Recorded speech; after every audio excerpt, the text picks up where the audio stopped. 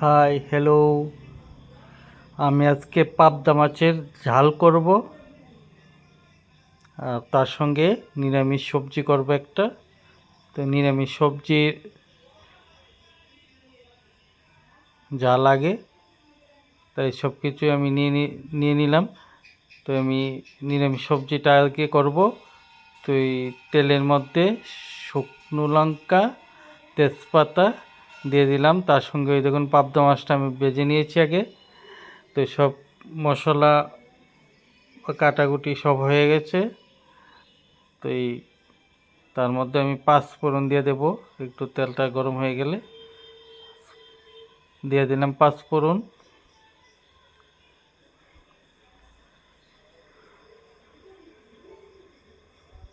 মোটামুটি একটু হয়ে গেল। তো এদিকে মাছটার জন্য সব কিছু নিয়ে নেব। এই দেখুন সবজি সব কিছু এদিক দিয়ে আমি এতে সর্ষে বাটা করলাম, করে নিয়েছি। তারপর আমি সবজিটা দিয়ে দিলাম। তা আমি আজকে সবজিটার মধ্যে কিচ্ছুই দেব না, শুধু হলুদ আর নুন স্বাদ অনুযায়ী দেব, আর কিচ্ছু মশলা দেব না। একবারে নর্মাল নিরামিষ সবজি রান্না করব। দেখুন কালারটা কত সুন্দর লাগছে। তার সঙ্গে এদিক দিয়ে পাবদা মাছের জালটা আমি করে নেব। এদিকে তেল দিয়ে দিলাম। তেল দেওয়ার পরে শুকনো লঙ্কা দিয়ে দেব দু তিনটে। এই কালি জিরা ফোড়ন দেব। তেল জালের মধ্যে কালি জিরা সর্ষে দিয়ে করলে কালি জিরা ফোড়ন দিলে একটু টেস্টটা বাড়ে। তো এই কালি জিরা দেওয়ার পরে পেঁয়াজ কুচি একটু দিয়ে দিলাম। পেঁয়াজ কুচি দেওয়ার পরে আমি এদিক দিয়ে আলাদা বাটির মধ্যে মাছের জালের মশলাটা নিয়ে নেব। এদিকে কাঁচা লঙ্কা চিরা দিয়ে দিলাম তেল জালে। আমি একটু তেলটা কমই দিলাম।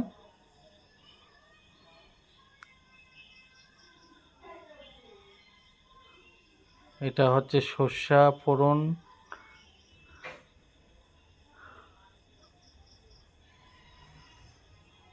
বাস পেস্ট একটু হয়ে গেলে ব্রাউন কালার হয়ে গেলে আমি মশলাটা দিয়ে দেবো। এদিকে আদা কাঁচা লঙ্কা পেস্ট, তারপরে সর্ষার পেস্ট, সর্ষার সঙ্গে একটু পোস্ত দিয়েছিলাম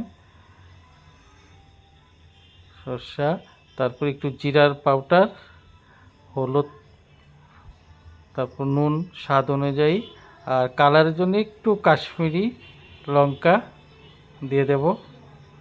পেস্টটা মোটামুটি হয়ে গেছে। আমি দেখুন ব্রাউন কালার হয়ে গেছে। আমি মশলাটা দিয়ে দেব, দিয়ে নাড়া দেব।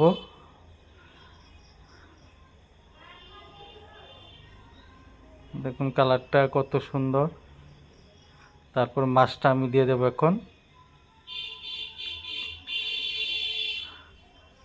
আপনারা সবাই লাইক কমেন্ট শেয়ার করবেন। আর ইউটিউবে গিয়ে চ্যানেল আছে, ইউটিউবে গিয়ে সাবস্ক্রাইব করবেন, লাইক করবেন, কমেন্ট করবেন, শেয়ার করবেন। আর তার সঙ্গে আমার এদিকে নিরামিষ সবজিটাও মোটামুটি হয়ে গেছে। এটার মধ্যে একটু জল দিয়ে দেব, একটু ঝোলের জন্য। তো ঝোল হয়ে গেছে। তার সঙ্গে ওই দুইটা কাতলা মাছের পেটি ছিল, এটাও দিয়ে দিলাম।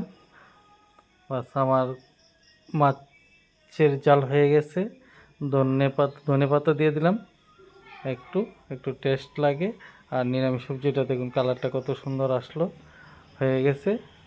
বাস নিরামিষ সবজি তো একটু ধনেপাতা, আর মাছের জালও একটু ধনেপাতা দিয়ে দিলাম, হয়ে গেল চটপটা।